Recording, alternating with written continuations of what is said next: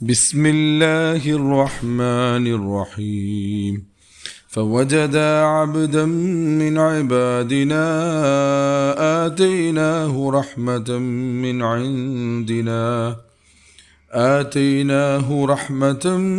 عندنا وعلمناه من لدنا علما قال له موسى هل أتبعك على أن تعلمني مما علمت رشدا.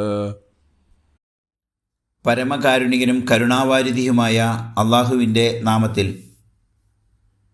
അപ്പോൾ അവിടെ അവർ നമ്മുടെ ദാസന്മാരിൽ ഒരാളെ കണ്ടെത്തി.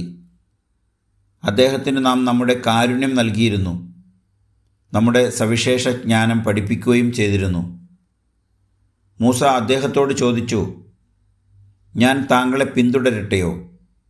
താങ്കൾക്ക് കൈവന്ന പ്രത്യേകമായ അറിവിൽ നിന്ന് എന്നെയും പഠിപ്പിക്കുമോ?